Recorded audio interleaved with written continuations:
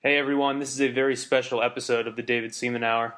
So special that I'm not even going to bother you with the sponsored message until the end. We're here today to talk about the recent NDAA ruling, and we have the Cuckoo's Nest on the line. How are you today? Man, you know I'm always doing good, Congressman Seaman to be. So we actually met last night during the live global Google Plus Hangout, the emergency meeting of just concerned citizens from all over the world about this crazy NDAA ruling where American citizens can be imprisoned without a trial on suspicion alone. If somebody in the government suspects that you're a terrorist or a violent activist, they can just throw you in prison and they don't have to prove it in any way. They don't have to give you a trial or access to an attorney.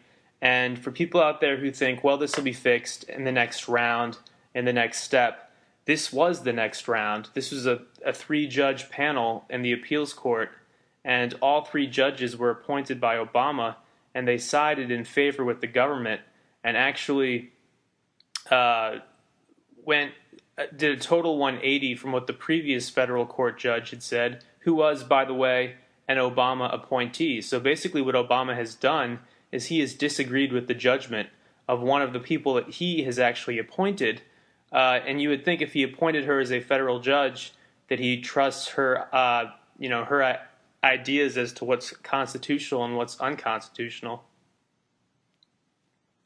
What do you have to say about this? Am I on target here?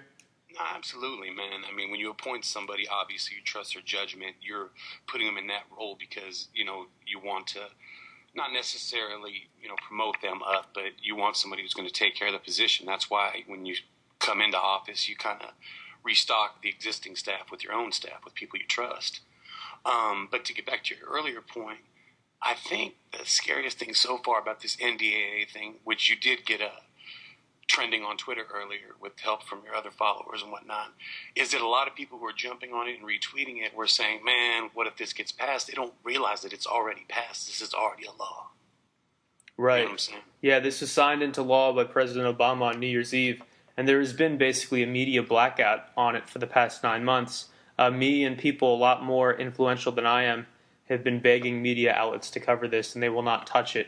And now we have people like Amber Lyon, who was on the show recently. She was on this podcast, and she was a former CNN correspondent until very recently.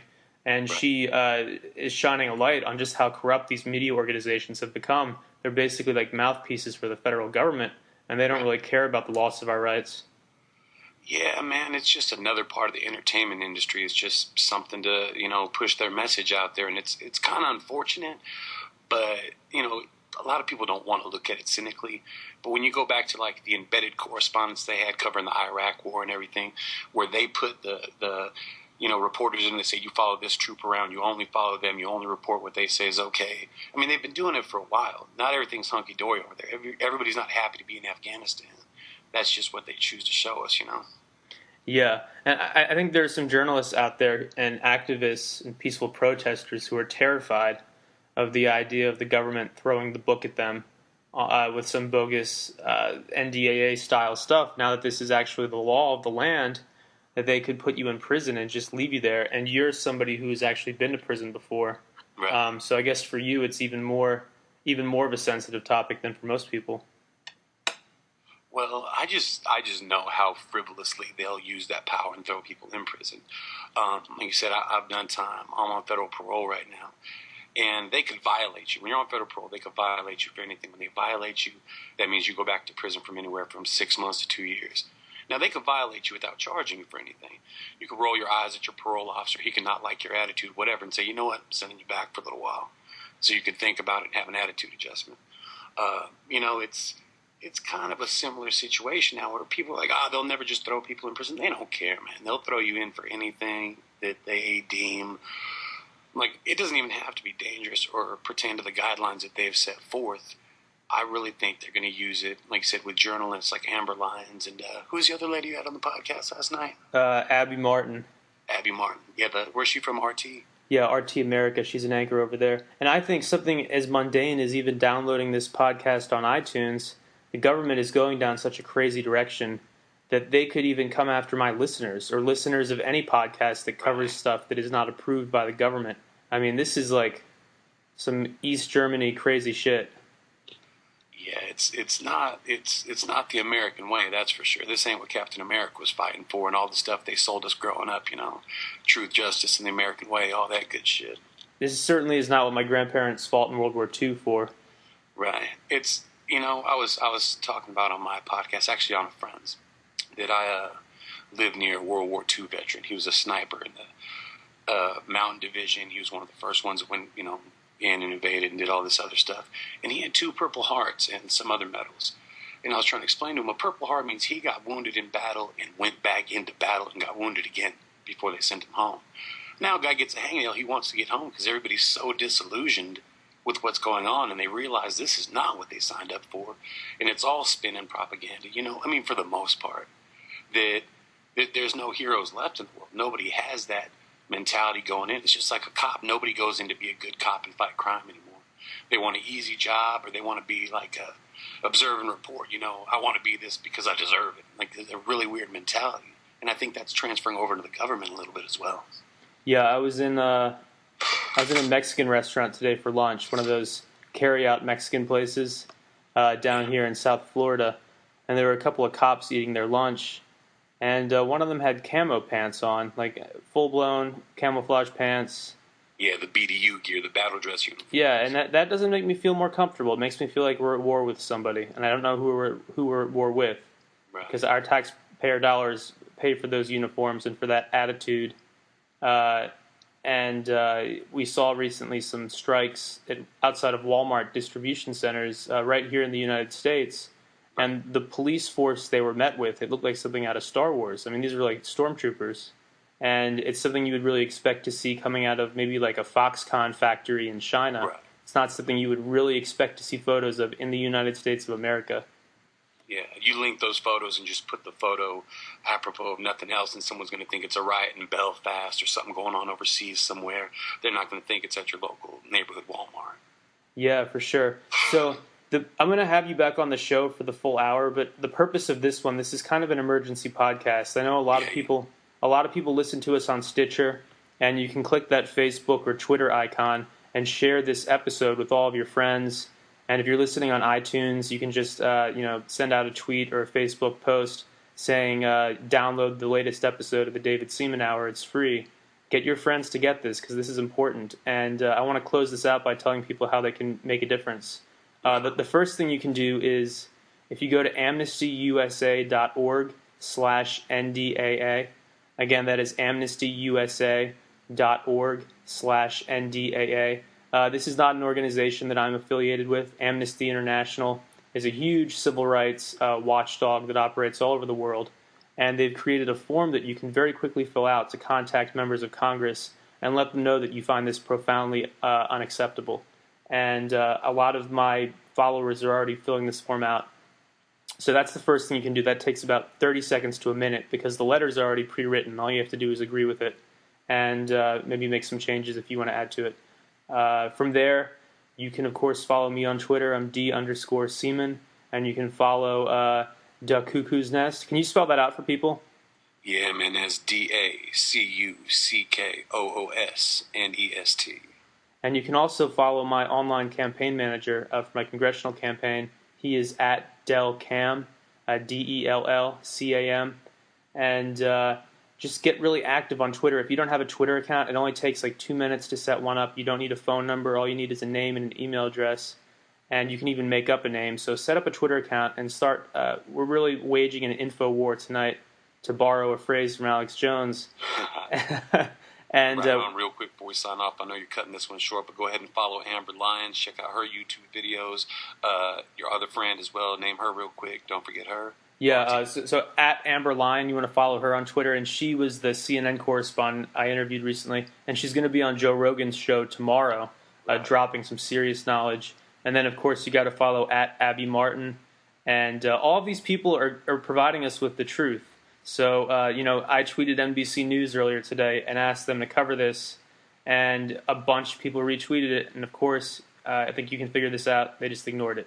And the same yesterday, I tweeted a well-known MSNBC contributor, and a bunch of people contacted him after me, and he's not mentioning NDAA at all. He actually had an article that published today talking about the biggest issues that need to be tackled during the presidential debate tonight, and NDAA was nowhere in his article, which is so scary. I mean, I think discussion over things like tax reform and all that, I think that's important to be sure, but it takes a back seat to your right to a trial going away, and to the government now. As this podcast goes live and goes on your phone or wherever you hear this, the U.S. government can imprison you on suspicion alone. So that means if you have a bit of an attitude next time you go through the airport and the TSA agent doesn't like you for some reason and puts your name on their list of suspicious individuals, you could be taken in the middle of the night like something out of a sci-fi movie. I mean, this is real.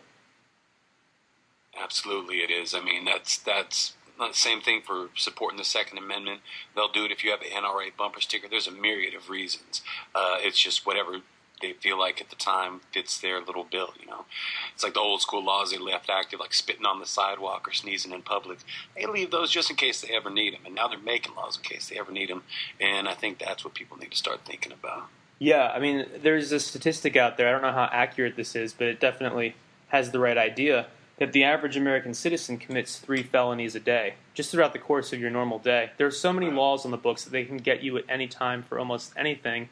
And one of the main theories as to why this NDAA thing was passed in almost total secrecy, I mean, this section was drafted behind closed doors, and then Obama signed it into law on New Year's Eve, when the media is not operating at all, and when people on Twitter are drunk and are just, you know, posting photos of their New Year's Eve celebrations and not focused on politics. One of the theories is that what we're seeing right now in Spain and in Greece, where you have 50 or 60,000 protesters in a single city because they're unhappy about the way the economy has melted down over there, that's coming to the U.S. very soon, because our economy is not doing well, and it could get much worse. I don't know if it's going to. It could, and I think that possibility. Yeah, you have to assume that most of these laws they're enacting and the conditions they're putting into place are to prepare for a state of civil unrest, which is a very likely possibility. It's a likely possibility, but it still does not give them the right to destroy the Constitution and the Bill of Rights, which is something that has been, you know, the bedrock of our country for the past 2 centuries. Yeah, I meant there's more of a possibility in the fact that it's more likely that we'll have a civil war before we have another world war. You know what I'm saying? Well, I think at this point, the out-of-control government spending and out-of-control government overreach of power with no accountability, that's a bigger threat to your average person out there than any foreign threat. You know, it's not going to be Russia or China that ends your life or that puts you in a prison, but it very well could be one of these misguided agencies that is just out of control at this point. Completely out of control. I mean, especially, like I said, when you start granting yourself powers where you're no longer accountable to Congress, where Congress and the Senate, they're not allowed to see the preparations you've enacted because, you know, it might be against national security. You're just making stuff up now. You're giving yourself the right to, like we discussed last night, just declare martial law whenever you want and bring in the army and start locking people up in these supposed FEMA camps that don't exist. Yeah. I mean, NDAA is pretty close to martial law because it's talking about military force on U.S. citizens. I mean, we're entering what would sound like an Alex Jones episode, but this is actually what is happening, and the ACLU has analyzed this to death, as has Amnesty International and a lot of other nonpartisan civil rights organizations. And this is scary stuff. So even if you don't have a Twitter account or you're not active on Facebook, at the very, very least, share this episode with friends, and go on Google and search for NDAA ruling. Search for information on the ruling, and just read it yourself. The facts are out there. I mean, it's just very important that people realize what we're dealing with here. The president basically is saying that there's a situation that he envisions where not only are the local police and state police not going to be able to control it, the National Guard's not going to be able to control it, and he's going to need the military to control it. That doesn't make sense. That's scary implications, and you got to read into it because that's bare bones. That's basically what's going down. It is scary stuff. Really quickly, what's the name of your podcast so people can download that one as well? It's just The Cuckoo's Nest. Follow me on Twitter. I post links to it all the time. I only got a couple episodes up. You know, I'm staying undercover. You know me, David Seaman. All right. Sounds good, sir. We'll have you back for the full hour sometime soon. For sure, man. It's been a pleasure. You too. Bye. Well, do you laugh? Oh, I cut him off by accident. But yeah, so help me get the word out. This is real. Search on Google for NDAA ruling and warn your friends and family. I mean, people, when they find out about this, they care about it. It shot up to the #2 trending topic on Twitter earlier today, and it even made the list on Twitter of top trending topics worldwide. So a lot of people care. It's not like you show somebody this and they go, oh, I don't care. It's not going to affect me. This is going to affect you, because even if you're not one of the ones who's in prison without a trial, knowing that you can be in prison for something as ludicrous as talking back to a TSA agent or tweeting something you're not supposed to tweet, that creates a massive chilling effect in this country, and that is not the American way. Thank you for listening.